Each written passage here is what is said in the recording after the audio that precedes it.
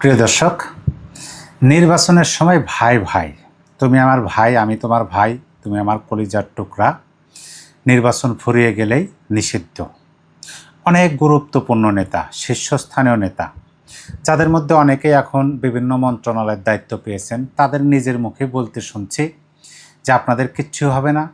আপনারা যারা আওয়ামী লীগের নেতা আছেন, কর্মী আছেন, সমর্থক আছেন, তারা নির্দ্বিধায় থাকতে পারবেন, আপনাদের আর কোনো হেনস্থা হতে আমরা দেব না। এ ধরনের বক্তব্য অনেকেই দিচ্ছেন। নির্বাচন হয়ে গেছে, নিষিদ্ধ করা হলো। যাক, অতীতের কথা বলে কোনো লাভ নাই, যে কথাগুলো তারা দিয়েছিলেন। কিন্তু এইটুকু বলতে পারি যে বাংলাদেশের ইতিহাসে অন্তত এইটুকু আমরা জানি বা দেখি, যারা কথা দিয়ে কথা রাখে না তাদের ইতিহাসের জায়গা কোথায় হয়, এই বিষয়টা বাংলার মানুষ খুব ভালোভাবেই জানে। যাক, সেই বিষয়টি নিয়ে আমি আলোচনা করব না। অনেকে আলোচনা করতেছে, এটা আক্ষেপ, মনের ভেতর ক্ষোভ থেকে বেরিয়ে আসে। এই কথাগুলো বলবেই, এটা বলাই হবে, কারণ এটা স্বাভাবিক বিষয়। কারণ একটা সময় আশ্বাস দেওয়া হয়েছিল, এখন আইন করা হলো। আইন করা মানে কি?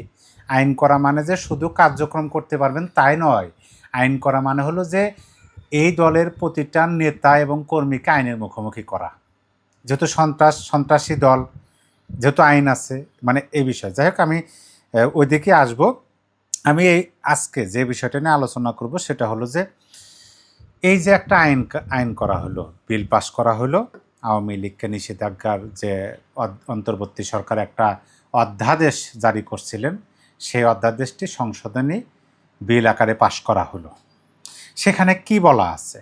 আমি অনেকগুলো পত্রিকা ঘাটাঘাটি করলাম, বিস্তারিতভাবে সেরকম বলা নাই যে কি কতটুকু সাজা, মানে এইটা যদি লঙ্ঘন করে এতদিন সাজা, মানে এরকমভাবে বলা নাই। কিন্তু আমি একটা পত্রিকাতে পেলাম বিলে যা বলা আছে সংক্ষিপ্ত আকারে বলা আছে। আমি সেই বিলে কি বলা আছে সেই বিষয়টা আগে পড়ে জানবো, তারপরে আমরা আলোচনা করব যে এই আইনের পরিপ্রেক্ষিতে কতটুকু ক্ষতিগ্রস্ত হতে পারে আওয়ামী লীগ, আর সামনে বিপদ কাদের। মূলত এই দুটাই হচ্ছে মূল আলোচনার বিষয়, খবরের ভেতরের খবর, বা আমরা একটু আগ বাড়িয়ে জানার চেষ্টা করি, যুক্তিটা উপস্থাপন করি। আপনারা আপনাদের মূল্যবান মতামত অবশ্যই কমেন্ট বক্সে লিখে জানিয়ে দিতে পারেন। দেখেন, বিলে যা আছে, বিলে বলা হয়েছে কোনো ব্যক্তি বা সত্তা সন্ত্রাসী কাজের সঙ্গে জড়িত থাকলে সরকার প্রজ্ঞাপন দিয়ে সত্তাকে নিষিদ্ধ ঘোষণা ও তফসিলে তালিকাভুক্ত করতে পারবে, বা সত্তার যাবতীয় কার্যক্রম নিষিদ্ধ ঘোষণা করতে পারবে। মানে এইটা যদি আমার ভাষায় আমি বলি, যে কোনো দলকে যদি সরকার মনে করে, যেমন বর্তমান সরকার আছে, যে কোনো সরকার, এই সরকারের পরে আর একটা সরকার আসলো, আর একটা সরকার, এই আইন যতদিন থাকবে আছে ততদিন যে কোনো সরকার, তারা যদি মনে করে যে একটা রাজনৈতিক দল বা ব্যক্তি সত্তা সন্ত্রাসী কাজের সাথে জড়িত, সরকার মনে করলেই হলো যেই দল বা এই সত্তাটি সন্ত্রাসী কাজের সাথে জড়িত, তাহলে সরকার প্রজ্ঞাপন জারি করতে পারে। প্রজ্ঞাপন মানে কি? ওই যে অধ্যাদেশ, নোটিফিকেশন জারি করে ওই সত্তাকে নিষিদ্ধ ঘোষণা করতে পারবে, এবং তফসিলে তালিকাভুক্ত করতে পারবে। মানে আপনি যদি কোনো রাজনৈতিক দলকে নিষিদ্ধ করেন, তাহলে আদালত না, আপনি সংসদে সেটা করতে পারবেন। এই আইনে সেটা আছে। বিলে বলা হয়েছে উক্ত সত্তা, মানে নিষিদ্ধ সত্তা বা সন্ত্রাসী সত্তা কর্তৃক বা উহার পক্ষে, মানে ওই সত্তা নিজেই বা উহার পক্ষে বা সমর্থনে যে কোনো প্রেস বিবৃতির প্রকাশনা বা মুদ্রণ কিংবা গণমাধ্যম, অনলাইন, সামাজিক যোগাযোগ মাধ্যম বা অন্য যে কোনো মাধ্যমে যে কোনো ধরনের প্রচারণা অথবা মিছিল, সভা সমাবেশ বা সংবাদ সম্মেলন আয়োজন বা জনসম্মুখে বক্তৃতা প্রদান নিষিদ্ধ করবে। তাইলে এখানে যেটা স্পষ্টভাবে আমরা বুঝলাম যে সরকার যদি মনে করে যে এই দলটি বা এই সত্তাটি নিষিদ্ধ, সন্ত্রাসী কর্মকাণ্ডের সাথে জড়িত, সরকার প্রজ্ঞাপন করতে পারে, জারি করতে পারে, নিষিদ্ধ করতে পারে। এবং এটার আওতাভুক্ত যে শুধু ওই দলের নেতা কর্মী তাই নয়, এটার আওতাভুক্ত থাকবে ওই দলের হয়েও যদি কেউ কোনো বিবৃতি প্রকাশনা করেন, মুদ্রণ মানে ছাপায়, যেমন ধরেন আওয়ামী লীগের একটা ব্যানার বা একটা পোস্টার যদি মুদ্রণ করে, ছাপানো হয়, মানে ওই ব্যানারটা ধরেন আওয়ামী লীগের একজন নেতা কোনো একটা কি বলে ইয়াতে গেলেন, ওই দোকানে গেলেন বা অফিসে গেলেন, যারা প্রিন্ট করে মুদ্রণ করেন, সেখানে গিয়ে ছাপাইলেন, যিনি মুদ্রণ করলেন তিনিও এই শাস্তির আওতায় আসবেন। খেয়াল করুন, মানে প্রচারণা, সামাজিক যোগাযোগ মাধ্যম, অনলাইন, যে কোনো জায়গায়, মানে তাদের পক্ষ হয়ে যে যেখান থেকে যে কাজই করুক না কেন, তারাও এই আইনের বা এই শাস্তির আওতায় আসবে। তাহলে সংক্ষিপ্ত আকারে বিলে যা আছে এই বিষয়টা আমরা আমাদের মতো করে বোঝার চেষ্টা করলাম। আচ্ছা, ঠিক আছে, সুন্দর কথা, বিল তো পাস হয়ে গেছে। এখন আসেন মূল আলোচনায়। মূল আলোচনা হলো যে আওয়ামী লীগকে, মানে এক কথায় যদি বলেন যে ডক্টর ইউনূসের যে অধ্যাদেশ আওয়ামী লীগের কার্যক্রম নিষিদ্ধ, সেটা বহাল থাকলো। এটা যদি বিল আকারে সংসদে উত্থাপন না হইতো, তাহলে সেই অধ্যাদেশটি 30 দিনের মধ্যে অটোমেটিক বাতিল হয়ে যেত। বাতিল আর হইল না। আর এইটা মূলত এখন আর কার্যক্রম নিষিদ্ধ থাকলো না, মূলত মানে আপনি যেভাবে বলুন, যেভাবে দেখেন, মূলত দলটাকে নিষিদ্ধ করা হলো। এটা এখন সবাইকে আইনের আওতায় আনা হবে, এই বিষয়গুলো আমরা জানলাম। তাইলে এই আইনের মাধ্যমে আওয়ামী লীগের নেতাকর্মীরা বা আওয়ামী লীগ কতটুকু ক্ষতিগ্রস্ত হতে পারে, সেই বিষয়টা আমার যুক্তিতে যতটুকু আসে, আমি যতটুকু বুঝতে পারি বা পারলাম, সেটা হলো যে আওয়ামী লীগের 2024-এর 5ই আগস্টের পরবর্তী সময় থেকে শুরু করে, 5ই আগস্ট থেকে শুরু করে এখন পর্যন্ত আওয়ামী লীগের যতগুলো নেতা কর্মী আছেন, তারা যেভাবে হেনস্থার শিকার, নির্যাতন নিপীড়নের শিকার, এর চেয়ে ভয়াবহভাবে বা এর চেয়েও কঠিনভাবে আর কিছু হতে পারে বলে আপনি মনে করেন? আমি ছোট্ট একটা উদাহরণ দিই। ধরেন আওয়ামী লীগের কোনো একজন কর্মী, কোনো তার বিরুদ্ধে কোনো মামলা নাই, কোনো অভিযোগ নাই, কিন্তু কর্মী, তিনি রাস্তায় গেছেন বা বাজারে গেছেন বাজার করার জন্য, কিন্তু তিনি কোনো রাজনৈতিক কর্মকাণ্ড করতেছেন না। বর্তমান সরকার দলের কোনো নেতাকর্মী দেখলো, মব করলো, বা ইউনূস বাহিনীর কেউ দেখলো, মব করলো, তাকে পুলিশ গ্রেপ্তার করলো সন্ত্রাস বিরোধী আইনে। এই ধরনের ঘটনা ঘটছে না? আচ্ছা, একজন আওয়ামী লীগের কোনো এক সময় কোনো এক মিছিলে গিয়েছিলেন, সমাবেশে গেছিলেন, বা আওয়ামী লীগের সাথে কোনোভাবে তার একটা গন্ধ আছে, যে ইনি আওয়ামী লীগের লোক, তার ব্যবসা আছে, তার পুকুর আছে, গোয়ালে গরু আছে, তার গোয়ালে গরুও নাই, পুকুরে মাছও নাই, ব্যবসাও নাই। এরকম ঘটনা বাংলাদেশে ঘটছে না? ঘটছে। ঢাকা বিশ্ববিদ্যালয়, ঢাকা বিশ্ববিদ্যালয়ের একটা ঘটনা, মাসুদের কথা আমি বলবো না, মাসুদ যিনি ছাত্রলীগ ছিলেন, তাকে কিভাবে তার নৃশংসভাবে প্রাণ কেড়ে নিয়েছে, আচ্ছা ঠিক আছে, তিনি তো ছাত্রলীগের কর্মী বা নেতা ছিলেন, এটা করছে, আচ্ছা ওইটা নিয়ে কথা বলবো না। তোফাজ্জলের নাম আপনাদের মনে থাকার কথা। ঢাকা বিশ্ববিদ্যালয়ের তোফাজ্জল তো ছাত্রলীগের বা আওয়ামী লীগের কোনো নামধারী নেতা কর্মী ছিলেন না। আচ্ছা, সেই তোফাজ্জলকে কী করা হলো? নিরীহ, মানসিকভাবে তিনি একেবারে যে পরিপূর্ণ সুস্থ সেরকমও না, এরকম একজন ব্যক্তিকে ছাত্রলীগ ট্যাগ দিয়ে ভাত খাওয়ায়ে কয়েকবার প্রহার করে তার প্রাণটা কেড়ে নেওয়া হলো। হয়েছে না? হয়েছে। তাহলে এই যে সংক্ষেপের মধ্যে কয়েকটা উদাহরণ দিলাম, এর চেয়ে কি আপনি আইন করেন আর যাই করেন, এর চেয়ে কি নির্যাতন নিপীড়ন একটা দলের নেতাকর্মীদের উপর করা সম্ভব? আচ্ছা, আইন তো ছিল না, আইন তো ছিল না, এখন আইন হইতেছে। তাইলে আওয়ামী লীগের নেতা কর্মীরা এর মধ্যে কি তারা স্বতঃস্ফূর্তভাবে চলতে পারছেন? পারেন নাই। দুইটা শব্দ, জয় বাংলা, জয় বঙ্গবন্ধু, এই দুইটা শব্দ উচ্চারণের পরিপ্রেক্ষিতে আওয়ামী লীগ বাদ দেন, সাধারণ মানুষকে গ্রেপ্তার হইতে হয়েছে কিনা, রিমান্ডে যাইতে হয়েছে কিনা, এই নতুন বাংলাদেশে ইউনূসের আমলে হয়েছে, বর্তমান সরকারের আমলে হয়েছে, হয়েছে তো। তাহলে ওই যে শেষে বলা হয়েছে যে ওই সংগঠন, মানে যে সংগঠন নিষিদ্ধ, ওই সংগঠনের পক্ষ হয়ে কেউ যদি কিছু করে, আচ্ছা জয় বাংলা যদি আওয়ামী লীগের সম্পত্তি ধরে নেই, তাহলে জয় বাংলা স্লোগান যদি কেউ দেয়, তাহলে আওয়ামী লীগের হয়ে তিনি জয় বাংলা স্লোগান দিলেন, সেটা তো আগে থেকেই কার্যকর আছে, আইন করার আগে থেকে তো সেটা কার্যকর আছে, তাকে গ্রেপ্তার করা হইতেছে। কোনো জায়গায় পোস্টার বানানো হয়েছে, সংবাদ পেলে সে মুদ্রণ মালিককে বা সে কর্মচারীকে গ্রেপ্তার, এরকম ঘটনা আছে। তাইলে সব কিছু আগে থেকেই বহাল আছে। এই ঘটনাগুলো দ্বারা আমরা কি বুঝলাম? আমরা বুঝলাম যে মানে এই আইনের পরিপ্রেক্ষিতে আওয়ামী লীগের নতুন করে ক্ষতি হওয়ার সম্ভাবনা বা ক্ষতিগ্রস্ত আওয়ামী লীগ সেরকমভাবে হবে বলে আমার কাছে মনে হইতেছে না। যা হওয়ার সেটা তো হয়েছি, এবং যেটা হওয়ার সেটা হইতেইছে, আইন থাকার আগেও হয়েছে, এখনও হইতেছে। এখন বিষয় হলো যে আওয়ামী লীগের ফিরে আসা কতটুকু এখন এখানে প্রশ্ন আসে যে যেহেতু এখন আইন হইলো, তাহলে আইন হওয়ার পরিপ্রেক্ষিতে আওয়ামী লীগের ফিরে আসা, বাংলাদেশের রাজনৈতিক ময়দানে রাজনীতি করার জন্য সক্রিয় হওয়া, এইটা কি দীর্ঘায়িত হলো নাকি এটা আরও সংক্ষিপ্ত হলো? এই বিষয়টা সম্পর্কে বলি। প্রতিটা বিষয়, প্রতিটা ঘটনা বা প্রতিটা পদক্ষেপের দুইটা দিক থাকে, ভালো এবং মন্দ, পক্ষ এবং বিপক্ষ দিক থাকে। আপনি যদিও বলেন যে এই আইনটা আওয়ামী লীগের বিরুদ্ধে করা হয়েছে, সেটা ঠিক আছে, আবার আওয়ামী লীগের ভালো এই আইনের মাধ্যমে হতে পারে। সেই বিষয়টা সম্পর্কে আলোচনা করি।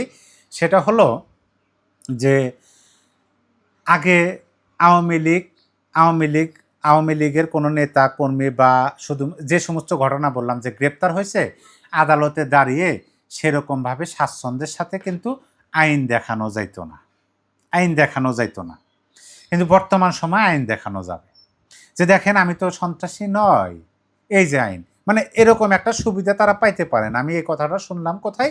এই কথাটা একজন প্রবীণ রাজনীতিবিদের মুখে শুনলাম যে এখন অন্তত আওয়ামী লীগের নেতা কর্মীরা যারা গ্রেপ্তার হচ্ছেন বা কারাগারে আছেন, তারা আদালতে দাঁড়িয়ে কথা বলার মতো তাদের একটা একটা নির্ভরযোগ্য জায়গা হলো। কারণ ওই যে আপনি যেভাবেই বলুন, আমরা তো জানি যে জোর যার মূল্য তার, আইন ক্ষমতাসীনদের পক্ষে কথা বলে, যদিও জানি তারপরে আইন তো সবার জন্য সমান, এটাও তো আমরা জানি।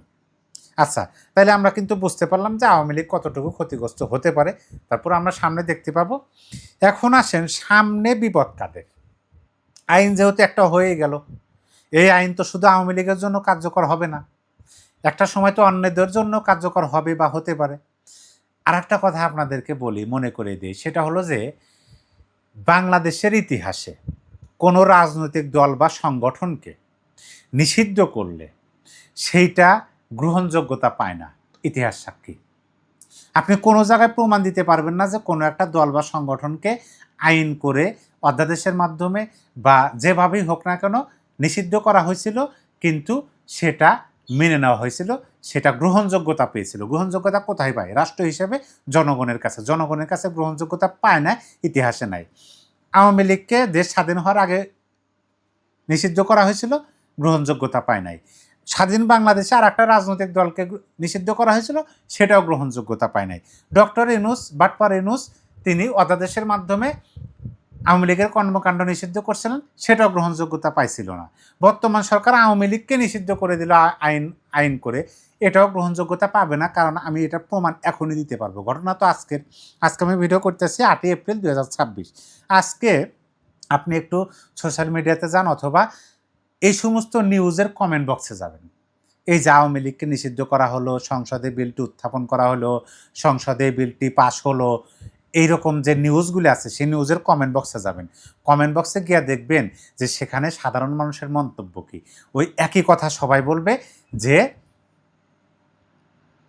এই দিন নয়, আরও দিন আছে, এটা ঠিক নয়, এটা মেনে নিতে পারলাম না, সরকার ভুল করলো, এই ধরনের বক্তব্য অনেকে দিতেছেন। যাই হোক, আমার আলোচনাটি বেশি লম্বা হয়ে গেল, মানে গুরুত্বপূর্ণ বিষয় তো, অনেকগুলো কথা অনেকগুলো দিক চলে আসে, তারপরে চেষ্টা করি সংক্ষিপ্ত করার জন্য। এখন শেষের অংশটুকুতে আসি যে সামনে কাদের জন্য বিপদ কাদের, এই বিষয়টা সম্পর্কে আসি। বিপদ আছে এই জন্য আছে যে আমরা যদি আওয়ামী লীগ সরকারের শাসনামলের দিকে তাকাই, তাইলে আমরা খুব ভালোভাবে বুঝতে পারবো। কিভাবে বুঝতে পারবো? যে আওয়ামী লীগ যখন সরকারে ছিল একটানা 15 বছর 7 মাস, 2008-এর নির্বাচন যেভাবেই বলুক, আমি আমার দেখা এবং আমি আমার যুক্তিতে আসে যে 8-এর নির্বাচনটা সুষ্ঠু হয়েছে, কোনো রাজনৈতিক দলকে দূরে রাখা হয় নাই, এবং 2008-এর নির্বাচনটাই মানে বাংলাদেশের প্রথম ভোটার আইডি কার্ডের মাধ্যমে, ছবি সংবলিত ভোটার আইডি কার্ডের মাধ্যমে ভোট গ্রহণ হয়েছে। সে নির্বাচনটা সঠিক হয়েছে, সেটা নিয়ে প্রশ্ন তোলা রাজনৈতিক বক্তব্য ছাড়া আমি কিছু হিসাবে দেখি না। কিন্তু তার পরবর্তী নির্বাচনগুলো 14, 18 এবং 24, সে নির্বাচনগুলো প্রশ্নবিদ্ধ, এবং সে নির্বাচনগুলো নিয়ে অনেক কথা, অনেক তর্ক বিতর্ক হতে পারে এবং আছে। তাইলে যেভাবেই হোক, আওয়ামী লীগ 15 বছর 7 মাস একটানা শাসনামলে ছিল, এবং এরকম একটা আত্মবিশ্বাস তাদের মধ্যে জন্ম নিয়েছিল যে অন্তত শেখ হাসিনা যতদিন জীবিত আছে ততদিন বাংলাদেশ কেন, পৃথিবীর এমন কোনো শক্তি নেই যে আওয়ামী লীগকে ক্ষমতাচ্যুত করে। এরকম একটা সাহস, এরকম একটা কি বলে যে মনের মধ্যে তাদের দৃঢ়তা চলে আসছিল যে হ্যাঁ, এটাই সত্য, এরকমই ঘটবে। আওয়ামী লীগের নেতাকর্মীদের মধ্যে, এমনকি অনেকের মধ্যে এ ধরনের ঘটনা ঘটছিল, বা অন্যভাবেও কিন্তু অনেকের মনের মধ্যে এই বিষয়টা আসছিল যে অন্তত 41 সাল পর্যন্ত আওয়ামী লীগকে আর ক্ষমতাচ্যুত করা যাচ্ছে না। এই কথাটা কিন্তু মানে সাধারণ মানুষ থেকে শুরু করে বিরোধী প্রতিপক্ষ, বিরোধী দল যারা আছে, বিরোধী মত যারা ছিল আওয়ামী লীগের জন্য, তাদেরও মনের মধ্যে কিন্তু এই বিশ্বাসটা অনেকাংশে স্থায়ী হওয়া শুরু করছিল যে শেখ হাসিনা থাকাকালীন সম্ভব না, আর শেখ হাসিনা জীবিত থাকুক তারপরেও 41 সালের মধ্যে সম্ভব না। এই প্রশ্নটা তো ছিল, কিন্তু 41 সাল না, 2024-এর 5ই আগস্টে আওয়ামী লীগ সরকার ক্ষমতাচ্যুত হয়েছে। কীভাবে হয়েছে? মানে চোখের পলকে হয়ে গেছে। এমনকি 2024-এর 5ই আগস্ট দুপুর 2 ঘটিকার দিকে, মানে আশেপাশে যখন আমরা সংবাদটা শুনতে পেলাম, নিউজটা দেখলাম, তখনও মানুষ বিশ্বাস করতে পারে নাই, বিশ্বাস করেন নাই অনেকে। একজন আর একজনকে ফোন দিচ্ছেন, নিউজ দেখতেছেন, লাইভ ভিডিও, যে হেলিকপ্টার যাইতেছে, তারপরও মানুষ বিশ্বাস করে নাই, একজন আর একজনকে ফোন দিচ্ছে। মানে কতটুকু মনের মধ্যে একেবারে স্থায়ী হয়ে বাসা বাঁধা শুরু করছিল যে আওয়ামী লীগকে ক্ষমতাচ্যুত করা সম্ভব না। এই কথাটা এজন্যই বললাম যে বর্তমান শাসনামল দেখে আমাদের মনে হইতে পারে যে এই সরকারকে ক্ষমতাচ্যুত করা কোনোভাবেই সম্ভব না। যুক্তি অনেকে অনেকভাবে দিতে পারেন, আওয়ামী লীগকে নিষিদ্ধ করা হলেও তারা তো আর আসতেই পারবে না, অসম্ভব। ভারত তো এখন বর্তমান সরকারের ঝুড়িতে ডিম রাখা শুরু করছে। জামাতে ইসলাম, আপনি যেভাবেই বলেন না কেন, এই জামাতে ইসলাম তো এই সরকারের একই ভাই ভাই, তারা যতই বিরোধিতা করুক, যতই রাজপথে করুক একই। আর অন্যভাবেও যদি বলেন যে জামাতে ইসলামের কর্ম নাই এই সরকারকে ক্ষমতাচ্যুত করা, কারণ 2/3 আসন নিয়ে নির্বাচিত হয়ে সংসদ গঠন করছেন, তারা সব পারেন। এমন নিজেদের মতো করে আইন সংশোধন করবেন, নিজেদের মতো করে সংবিধানটা সংশোধন করবেন, যাদেরকে ক্ষমতা থেকে সরানো সম্ভব হবে না। এইভাবে অনেকে অনেক রকম যুক্তি দিতে পারেন, কিন্তু আওয়ামী লীগ সরকারের সময় কিন্তু এই যুক্তিটা ছিল, কাজে লাগে নাই। 15 বছর 7 মাস, 15 বছর 7 মাস যাই হোক থাকছে তো। এখন এই সরকার 5 বছর থাকুক, 10 বছর থাকুক, 20 বছর থাকুক, নয়তো 50 বছরই থাকুক, ব্রিটিশ সরকার তো আছে, ব্রিটিশ সরকারের কথা শুনছেন তো, ব্রিটিশরা আমাদের এই ভূখণ্ডকা ভারত উপমহাদেশ শাসন করছে কত বছর? 200 বছর, 150 বছর, অনেকে অনেকভাবে শাসন করছে, পতন হয়েছে তো, তাদেরকে তো চলে যেতে হয়েছে। এখন এই সরকার 5 বছর, 10 বছর, 20 বছর, 100 বছর যাই থাকুক না কেন, একটা সময় তো এই সরকারেরও ক্ষমতা যে কারোর জন্য দীর্ঘস্থায়ী না, চিরস্থায়ী না, এটা তো বাস্তব কথা। আর দীর্ঘস্থায়ী করা যাইতে পারে। তাইলে ক্ষমতার যখন পালাবদল হবে, তখন এই আইনটা তো চলে যাবে না, উধাও হয়ে যাবে না।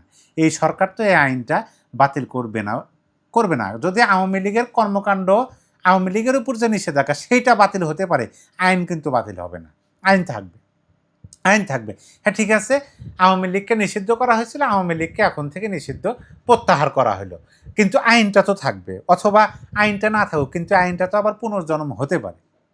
তাইলে এখন আপনারা বিচার বিবেচনা করে দেখুন, অন্যের জন্য খাত খুললে সেই খাতে নিজেদেরকে পড়তে হয়।